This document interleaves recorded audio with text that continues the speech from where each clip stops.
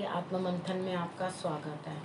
अब मैं आपको 10 तारीख को यानी कि फ्राइडे को जो गणेश चतुर्थी है उसके बारे में कुछ बताने वाली हूँ।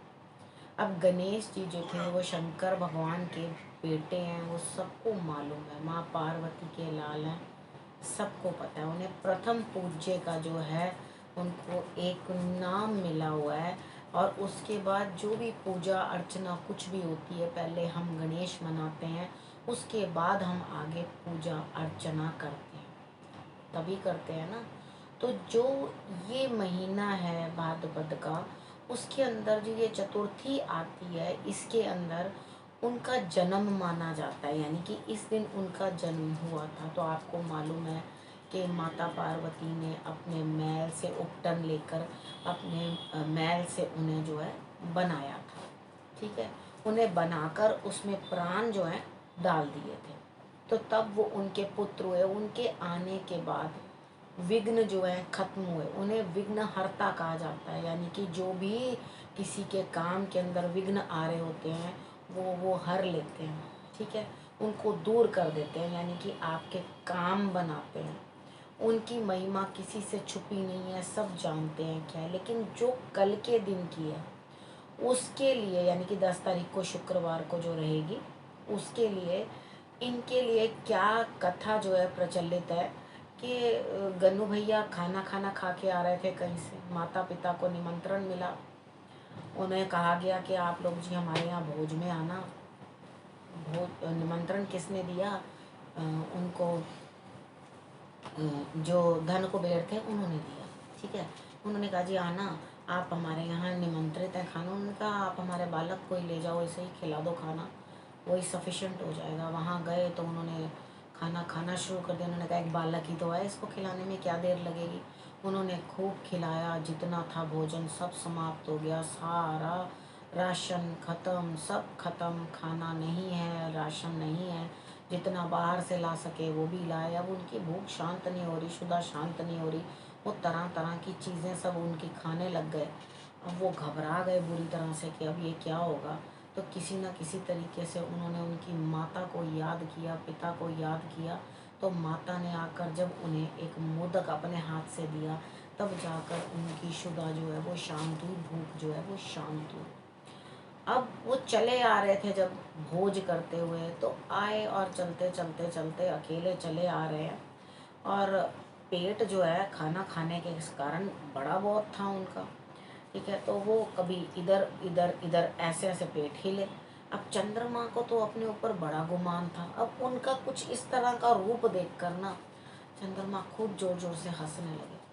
जब वो हंसे तो उन्होंने कहा कि आज तुम मेरा रूप देख के इतना घमंड है तुम्हें, तो तुम मेरे मुझ पर हंस रहे हो, तो एक दिन तुम पर भी दुनिया हंसेगी, तुम्हें कुछ देखना नहीं चाहेगा उस दिन तुम्हें कलंक लगेगा। तो कल का दिन जो है वही है जिस दिन जिसे कलंक चतुर्थी के नाम से भी जाना जाता है, ठीक है। यहाँ पर आकर इनको जब कलंक लगेगा, तो चंद्रमा को कलंक लगता है, कोई उससे देखता नहीं है, उसके दर्शन नहीं करते, ठीक है। अभी लास्ट में मैं आपको टाइम भी बता दूंगी, मुहूर्त का भी, पूजा का भी।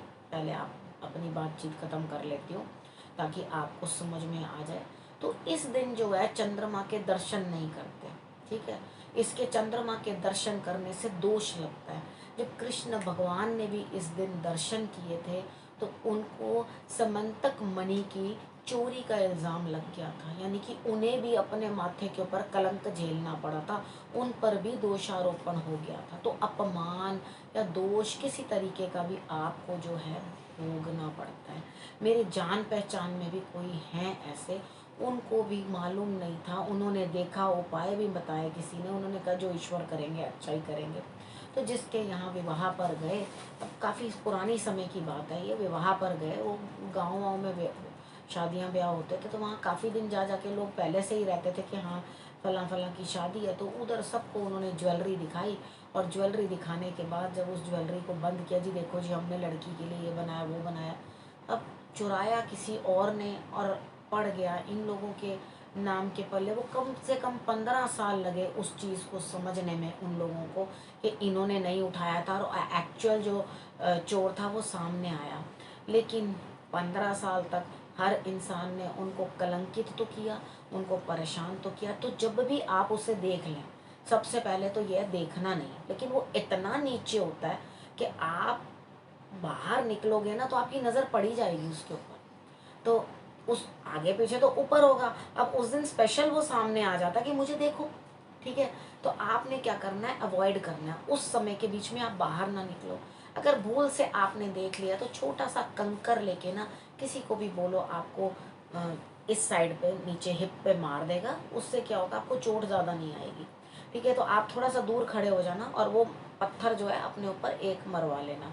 ये मत नहीं वो पत्थर उठाया और देव मारा, अगले का सिर ही फोड़ दिया, कहा जी हाँ वो बबीता जी ने बताया था और रंधावा मैम ने तो सर फड़वा दिया जी अगले बंदे का। ऐसा काम मत करना, ठीक है। जो मैंने आपको जिस तरह से समझाया बस इतना सा कंकर ले लेना और नाम मात्र को मार कर और उसका जो है उपाय पूर्ण कर लेना। उसके बाद अगर किसी को भी ऐसा हुआ है कि झूठा दोष लगा है तो कल का व्रत आप ज़रूर रख लेना। नहीं भी रखते, कुछ लोग होते हैं वो व्रत नहीं रख पाते, नहीं रख सकते हैं, तो कोई प्रॉब्लम नहीं है, आप गणेश जी की पूजा कर लो, उसके अंदर कोई आपत्ति नहीं है। आप पूरे तरीके से उनको भोग लगवाओ, दूर्बा चढ़ाओ, मोदक बना के उनके आगे रखो। आप मोदक बना लो। मोदक बनाने में इतना ज़्यादा कुछ लगता नहीं है, चावल का आटा बना लो और उसके बाद उसके अंदर मिश्री और मीठा डाल के भर के अपने स्वाद अनुसार जैसा आपको अच्छा लगे उसे आप गोल करके जो है आप उनको गणेश जी को अर्पण कर सकते हैं। दूर्बा उनको बहुत पसंद है, दूर्बा आप उनको अर्पण कर सकते हैं। जब आप उन्हें ये उनकी फेवरेट चीज़ें जो हैं वो अर्पण करते हैं तो वो खुश होते हैं, प्रसन्न होते हैं।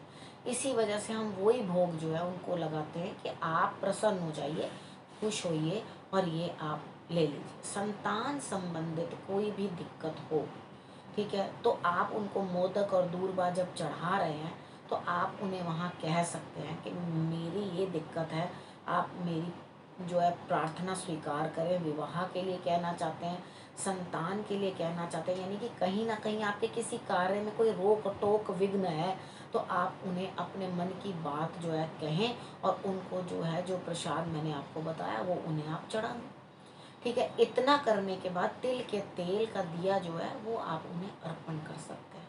अगर आप इतना उनके लिए करते हैं तो वो बड़े प्रसन्न हो जाते हैं, ज़्यादा उनको किसी चीज़ की आवश्यकता नहीं होती, वो थोड़े में ही प्रसन्न होने वाले होते हैं।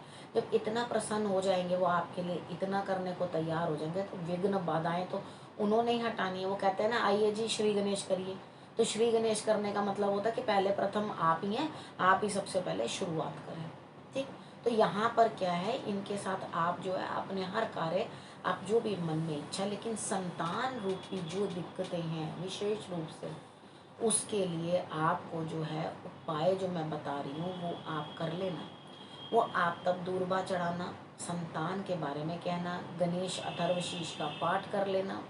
उसके बाद जो समय चुनना ना, वैसे मैं आपको समय बताऊंगी, लेकिन जब दो टाइम सुबह के मिल रहे होते हैं ना, ठीक है, उस टाइम पे अगर आप उठ जाते हैं ना, जैसे तारों की छाएं होती है उस टाइम पे, तो आप उठ के उस समय पे अगर गणेश जी की आराधना करोगे ना तो आप देखोगे रिजल्ट्स वंडरफुल है। ओम गण गणपताय नमः कर लो, अथर्वशीष का पाठ सुबह उठते सारी, नहाओ भी मत, मैं कह रही हूँ। अगर एकदम से आपको लगता है कि भाई मैं नहीं नहा सकता या मैं नहीं उठ सकता, आप अपने बेड के पास नीचे आसन लगा लो, वहीं बैठ करके आप गणेश जी का नाम ले लो, थोड़ी देर नाम ले लो, चाहे उसके बाद फिर सो जाना, कोई प्रॉब्लम नहीं है। यानी कि मैं आपके साथ ऐसा उपाय बता रही हूँ आपको जिसमें आप एडजस्ट कर सको। कोई सोचे भैया मैं नहीं कर सकता, इतनी जल्दी मेरे से नहीं उठा जाता, ठीक है, आपने इस तरह से कर लेना जैसे मैंने आपको बताया, ठीक है।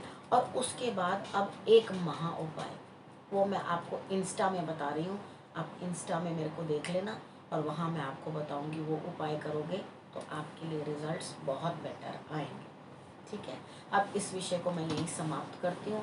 कल का व्रत रख लेना। जिनको भी किसी को भी ऐसी कोई दिक्कत आई है जो आपके ऊपर झूठे इल्ज़ाम लगे हैं, कृष्ण भगवान के जाप, उनका पाठ और उसके बाद उनकी आराधना करना और कहना जैसे आप पर दोष लगा ऐसे मुझ पर भी दोष लग रहा है, तो वो आपकी तुरंत जो है बात सुनेंगे और उसकी कथा अगर सुन लोगे आपके किस तरह से उनके ऊपर वो चोरी लगी, तो भी आपके लिए जो है बहुत अच्छे रिजल्ट्स आएंगे, ठीक है। तो आप इन चीज़ों को समझ गए किस तरह से ये उपाय आपने करने हैं, ठीक है, अब इस विषय को मैं यहीं समाप्त करती हूँ।